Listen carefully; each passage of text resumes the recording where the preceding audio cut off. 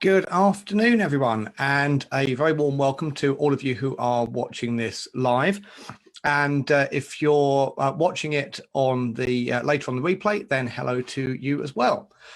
For those who don't know who I am, my name is David Miles, and I'm on a mission to help mortgage brokers and financial advisors to generate their own leads online, so as they can take back control of their own marketing and the future of their own business and stop giving money to lead generation companies.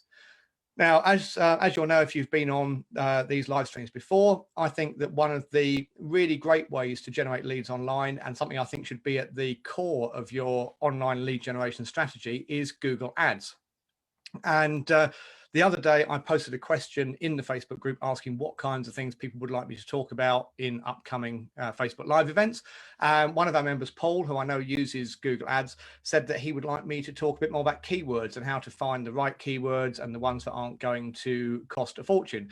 So that's what we're going to cover today. Specifically, we're going to look at what keywords actually are in Google Ads and why they're important in that context. We're going to talk about how to find the ones that don't cost a fortune. We'll also talk about keyword tools and what they are and whether you actually need to pay out money for keyword tools or whether there are other, perhaps better ways of finding the right keywords. We'll be talking about the importance of something called search intent, the importance of using the same sort of language that your customers use, and also covering something very important in the context of keywords, which is something called keyword matching or match types. So they're all the things that we're going to look at. So I'm just going to start the screen share here, because what I'm going to be sharing with you today is a small segment from the online course that I have for people who want to learn how to do more of their own lead generation. And as some of you will know from my recent post in the Facebook group, the course is being revamped at the moment, and I'm turning it into more of a kind of group coaching program, which will help mortgage brokers develop all aspects of their marketing, not just using Google Ads, but all sorts of different areas of it. And there will be, as an accompaniment to that coaching program, a whole lot of online training materials. And so what I'm using here are some slides actually from that. So if you're one of the people who's thinking about looking at the coaching program, then what you're getting here today is a little bit of a taster of the kind of backup learning resources that come with that, which you'd be able to look at in your own time if you were part of the program. So just before we crack on with that, it would be great just to reassure me that the tech is working, because you know how paranoid I get about this. If you're watching live, if you could just post something in the comments just to say hello, so I know that it's actually working and there are people out there. Also be quite good to tell me actually, well, whether you're using Google Ads at the moment. And specifically, if you don't use Google Ads right now, just put something in the comments and say why not, because that might actually give me some ideas for future topics to cover in these live stream events. As we go through, please do feel free to post questions in the comments, and I'll try and stop every now and then and see what's been posted. And if you're watching on the replay, again, feel free to post questions, because I will keep an eye on this over the next couple of days and come back and reply to any questions that you post there. Final thing to say in the introduction is do stick around to the end, because at the end of this, I've got a special offer / giveaway for you, which I will tell you more about when we get to that. So in the meantime, let's crack on and talk about Google Ads keywords. Okay, so the overall aim really with the keywords is to find ones which have got less competition. Now, what do we mean by that? Well, first of all, it's important to understand what keywords are in the context of Google Ads. So in simple terms, the way Google Ads works is that as the advertiser, you tell Google a list of keywords which are relevant to your business. And you're saying to Google, if someone types in one of these things or something similar to it, I would like my advert to appear. Now, obviously, if you're a mortgage broker and you're bidding on a keyword like mortgage broker, you're not going to be the only person out there who wants to have their advert appear for that search term. So Google runs a kind of auction system, and each advertiser says how much they're willing to pay for each click on their ad when it appears in response to a particular keyword. And that bid amount determines which ads appear and in which order. It's a little bit more complicated than that. And if you want the in-depth detail on it, look up some of my videos and articles on how the Google ad auction works. But the point is, all you need to know for now is that if there are multiple mortgage brokers all chasing after the same keyword and all bidding on that same keyword, then like any auction, the more people there are bidding, the more that's going to push the price up. So what you need to try and do is find the keywords which aren't being fought over by every other mortgage broker out there. Those ones that have less competition are going to have lower click costs associated with them.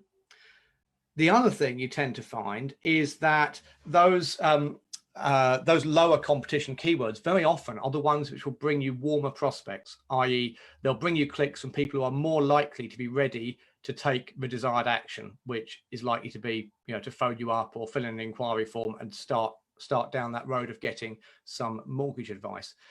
And the reason I say that is that generally these lower competition keywords are the more specific things. So someone who just goes to Google and types in mortgage broker is on the whole less likely to be ready to do something than someone who types in a more specific search like, mortgage broker for a first-time buyer with 10% deposit. The more specific someone is, the more that indicates that they've already done a fair bit of research and they're closer to the point of being ready to make an inquiry or make a purchase or whatever it is. And this thing about finding more specific, lower competition keywords, this is one of the reasons why I'm always saying that as mortgage brokers, it's really important that you find a particular niche or niches to work on within the wider field of the mortgage industry.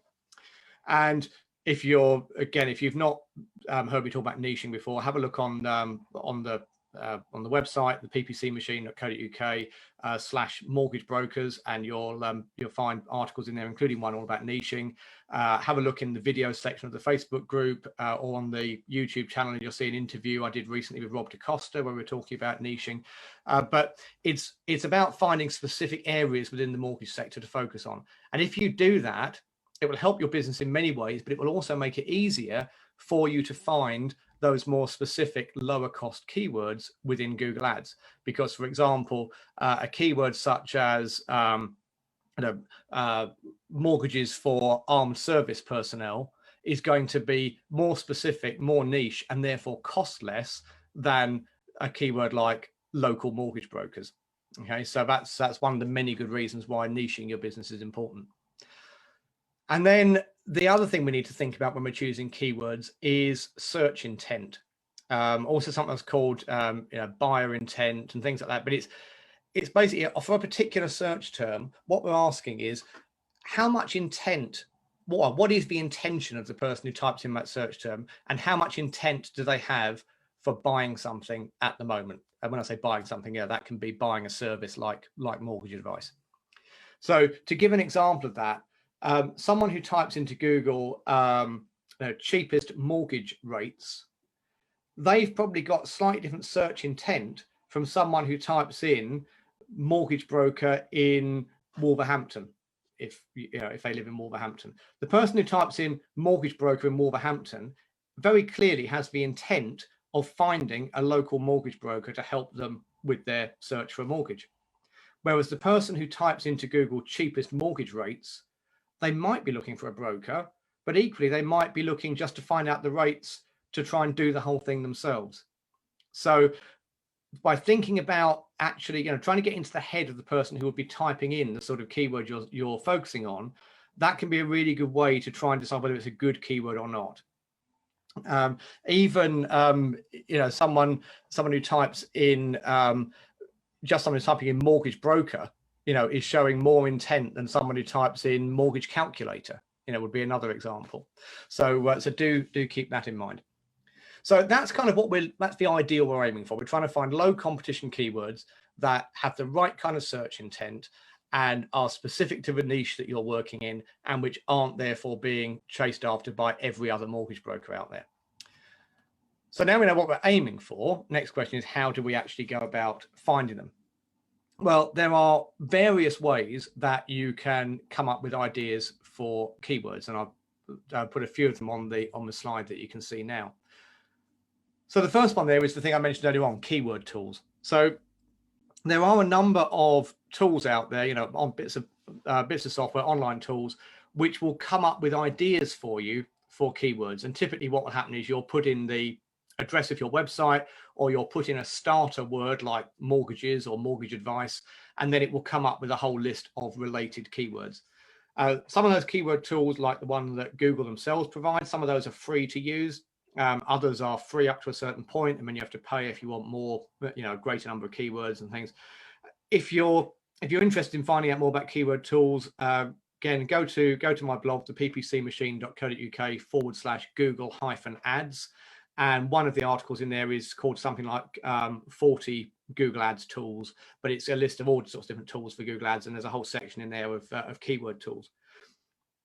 Personally, though, I actually don't make a massive amount of use of keyword tools, because I think that with a little bit of practice and a little bit of effort, it's actually just as easy, if not better, to come up with the ideas yourself through just brainstorming different ideas, thinking about the kind of clients you want to attract, and, you know, just starting off with a couple of ideas and seeing where, as you sort of, you know, think around those ideas, what other things come out of that. I generally recommend that, particularly if you're just starting off in this, if you're going down the route of brainstorming keyword ideas, do it with someone else, because two heads are better than one. But also try and do it with someone who's not directly involved with your business. And the reason I say that is because when we're involved in a particular industry, it's very easy to get sort of too close to it and not be able to take a step back and view things like a client would. So even if even if you're a sole trader and you work on your own, try and get a friend, partner, a client, anyone outside the business to help you with that process of throwing around different ideas and seeing what keywords you can come up with.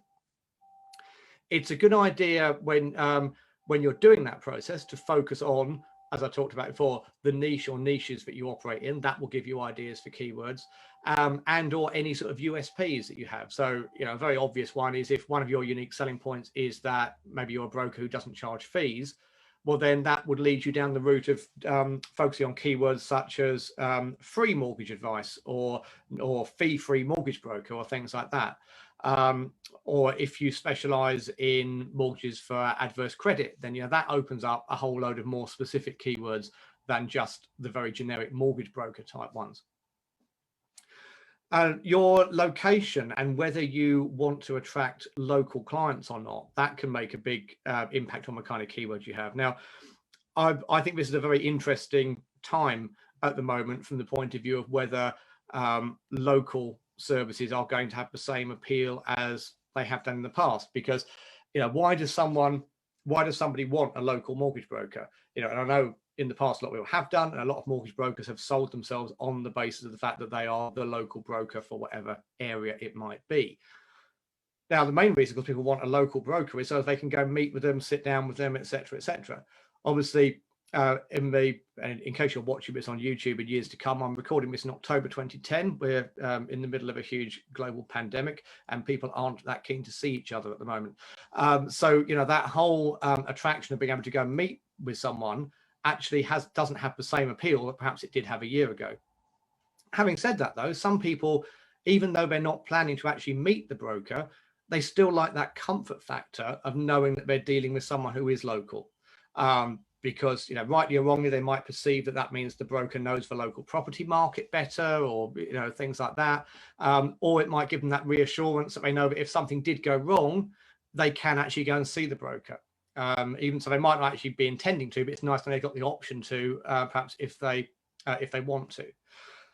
But again, some brokers, you know, aren't particularly bothered about dealing locally and you don't want to deal nationwide. But if you are someone who's focusing on the local market, then obviously that gives you a whole load of keyword ideas. So, you know, if you were based in London, for example, you could have keywords like mortgage broker London, but you could even drill it down into individual areas, you know, mortgage broker Islington, mortgage broker Highbury, mortgage broker Tottenham, you know, whatever your sort of catchment area was, because people will search on a very localized basis, you know, if location is important to them. Sometimes you can think about the problems that you solve for people, and that can give you ideas for new keywords to try out. So what I mean by that is, so far we've talked about the kind of keywords that describe the service, or the offering that you have. So a keyword like mortgage broker or mortgage broker for people with credit problems, that they describe the service that you're offering. Sometimes though, people will go onto Google and they are searching for something which indicates that they need your help, but they may not yet realize that they need your help. So someone might type into Google something like, I've been turned down for a mortgage. Now that indicates that they potentially need the help of a mortgage broker. But because they haven't realized that yet, they're not going to Google and typing in, find me a mortgage broker. Okay. So potentially with some of those searches, if you can have a landing page, an advert and a landing page which addresses that problem. So, an advert which says, if you've been turned down for a mortgage, we might be able to help because we know far more lenders than you do, that kind of message. Then you could potentially take that person and turn them into someone who is looking for a mortgage broker and who is going to make an inquiry via your website. You tend to find with those kind of keywords that they have a lower conversion rate because obviously you're dealing with someone who's not actively looking for your kind of service initially. However, they also tend to have a lower cost per click. So sometimes it's worth trying those because you have to have more clicks to get a lead. But if the clicks are cheaper, then overall it still might be a viable way of getting more inquiries. And then the next I've got in here is use customer language. Now this is a really important one. It's one that people in all sorts of industries and professions tend to overlook, and they overlook it at their peril, basically, because whatever industry we work in, we tend to have industry terms and phrases which make perfect sense to us, but are not the kind of expressions that the man or woman in the street will use when they're talking about the service you offer. And sometimes by finding the customer language rather than the industry language, you can hit on much cheaper keywords. So to illustrate that, let me give you an example. This is an example that I might even have said to some of you before because I use it a lot because it's a really good one. It comes from quite a long time ago, actually now. About 10, 15 years ago, I was doing some work with a client and they were a personal injury law firm. And their particular niche was that they did what in the industry is called medical negligence claims, i.e. people have been to the doctor or been to hospital and have had a procedure done and it's gone wrong and it's left them, injured in some way or whatever. It's left them worse off than they were to start with, basically, and they want to claim compensation for it. Now, at the time when I started working with this client, I hadn't ever before come across the expression medical negligence compensation.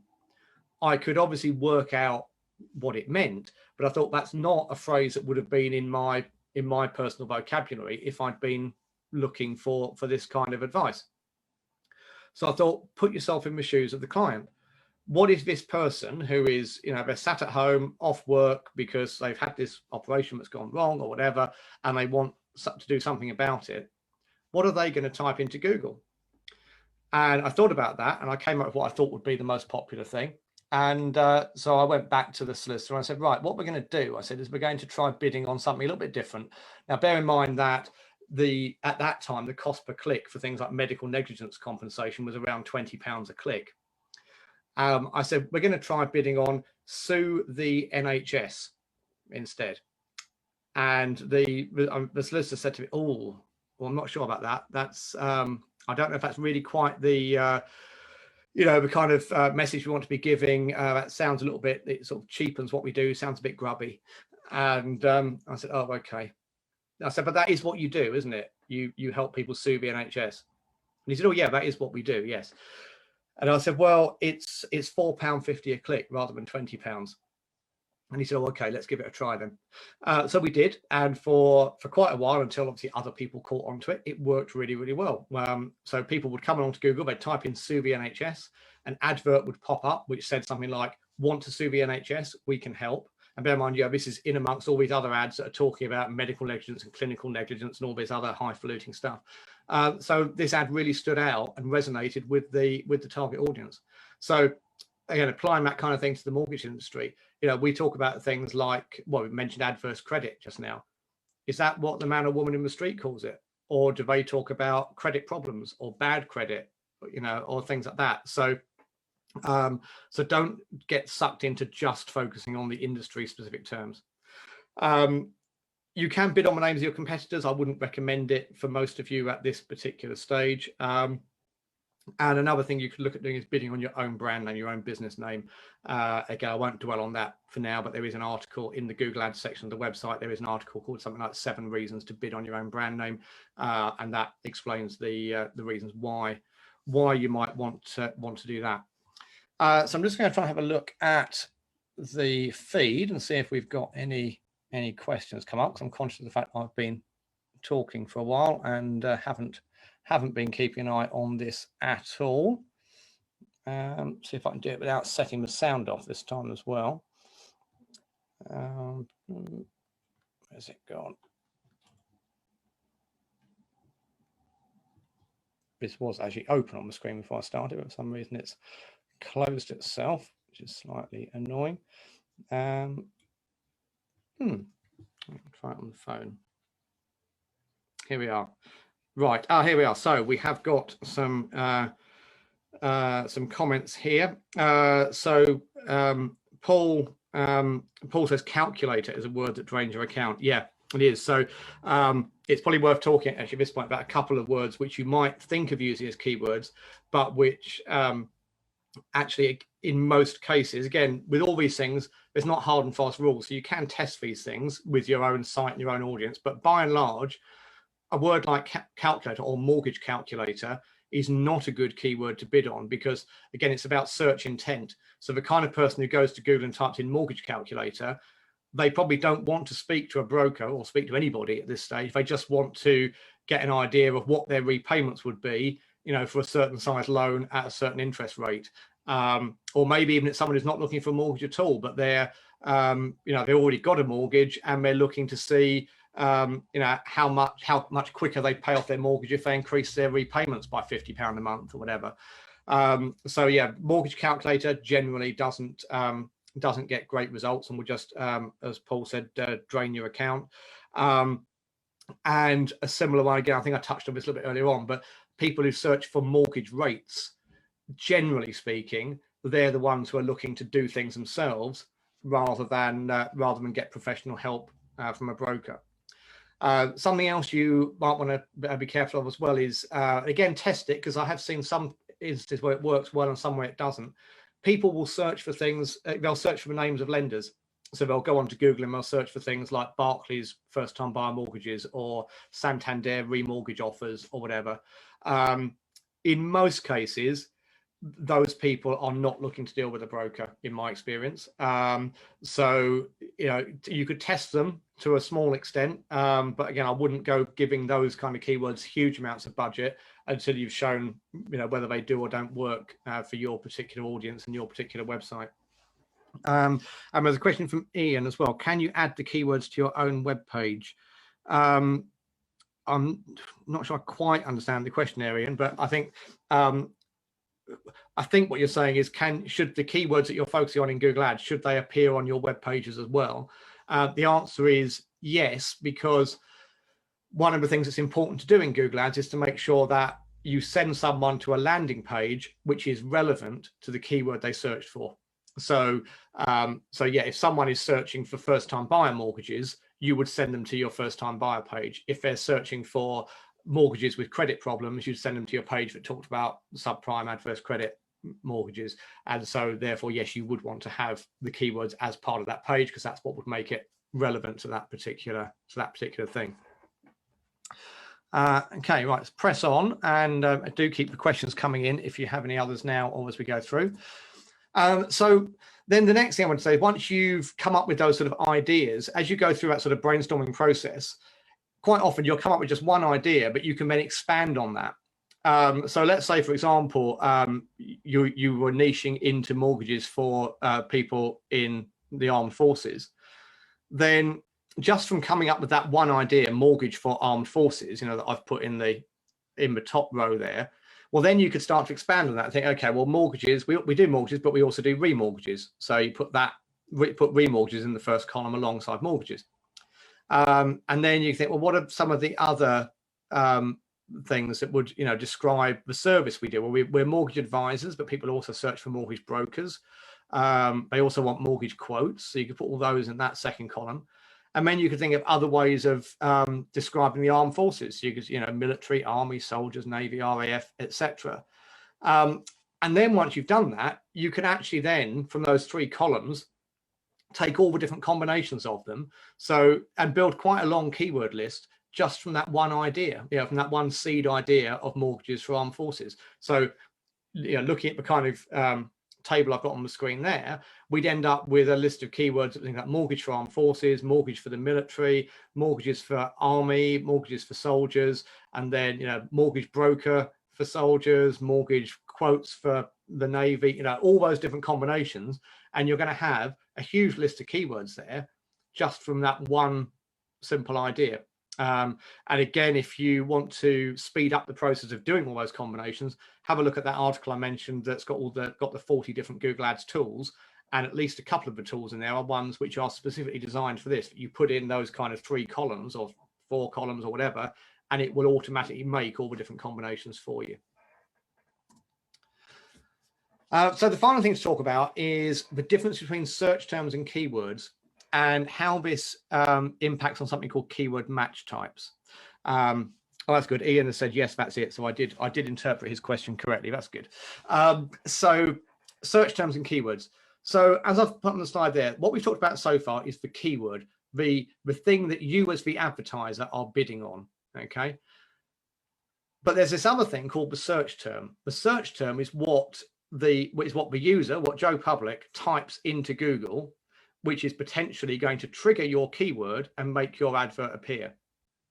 And a lot of the time when people are brand new to online advertising or brand new to Google Ads, they assume that if they're bidding on a keyword like mortgage broker, that they are only going to have their advert show up if someone goes to Google and types in mortgage broker. But the reality is that's not the case. When you bid on a particular keyword, you'll appear when someone searches for that keyword, but also for a variety of other search terms which are, in Google's eyes, relevant and related to that keyword that you're bidding on. And in order to control how flexible Google is in determining whether the user's search term matches the advertiser's keyword, you can use something called match types to give Google a bit of, give it rules basically as to how strict to be on determining whether there's a match. And there are 4 types of match. There's broad match, which is the default, broad match, modifier, phrase match, and exact match. And I'll give you some quick examples now of the impact of those. But the important thing to be aware of is that if you just put your keywords in plain format, like that one at the top there, like I've got mortgage broker, it will be treated as a broad match.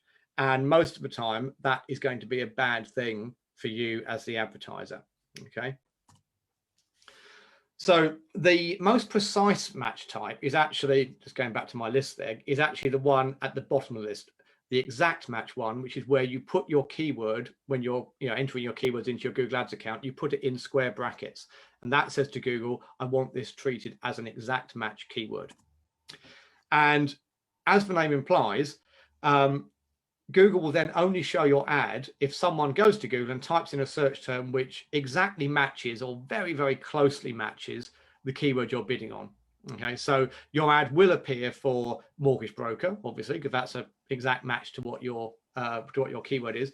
If someone's search term is mortgage brokers, plural, you'll still show up because Google treats singular and plural the same. And it will also do slight variations where the stem of the word is the same. So it will treat someone searching for mortgage brokerage would potentially see your ad because Google knows that a broker and a brokerage are, basically the same thing. But your ad won't show up for various other searches, which might be perfectly valid searches for you. So if you only used exact match and someone came along and typed in local mortgage broker, then your ad wouldn't show up because that's not the exact keyword that you're bidding on. Or if they search for mortgage broker for first-time buyers, or if they put a word in the middle like protection, your ad wouldn't appear. So exact match gives you a lot more control, but you'd have to do a lot more. You just put a lot more time and effort into thinking up all the different things that somebody might type into Google which you'd want to appear for. The next level along, which relaxes things a bit more, is called phrase match. So if you go for a phrase match, then by putting your keyword in quotes, then Google will show your ad as long as the user's search term includes your keyword somewhere in it as an unbroken phrase. So with phrase match, you would show up for local mortgage broker because the phrase mortgage broker still exists as a distinct thing within the user's search term. And you would appear for mortgage broker for first-time buyers. But if someone does a search term where the phrase doesn't appear, or where the phrase is broken by putting other words in the middle, like mortgage and protection broker, then your advert wouldn't appear. Okay, and you wouldn't appear for like mortgage calculator because that's not the same phrase as mortgage broker.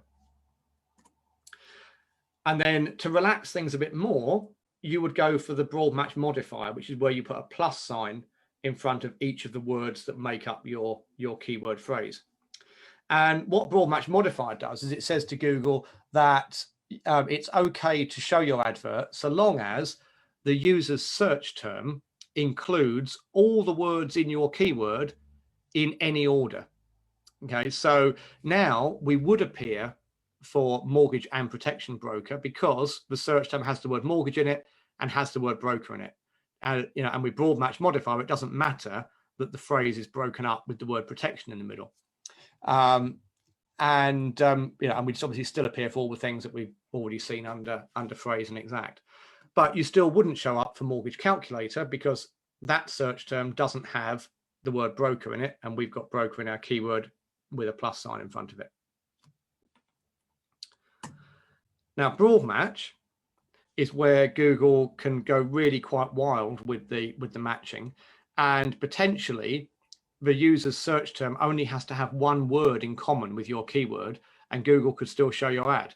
So the benefit of broad match is you'll appear for a lot of different searches that you might not have thought of, but you'll also potentially appear for some really irrelevant things like mortgage calculator because mortgage, it's got the word mortgage in common, insurance broker because it's got the word broker in common.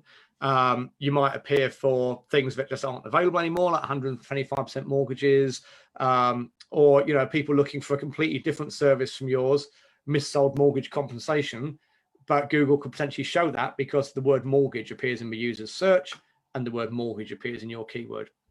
So I strongly recommend that you do not use broad match. Okay, now bear in mind, broad match is the default. So, but if you don't know this stuff and you just go in and start up a Google Ads campaign with all the defaults, you will be using broad match and you will be putting a lot more money in Google's pocket than you need to. So if you take nothing else away from this, take away this fact, using broad match is a bad idea and will cost you a load of money. Okay. And regardless of what match types you're using, because the search terms that people put in to trigger your ad will vary from the actual keyword you're bidding on, it's important to look regularly in something called the search terms report in your Google Ads account and use that to find any irrelevant searches that you've appeared for, and then add negative keywords to block those out. Okay.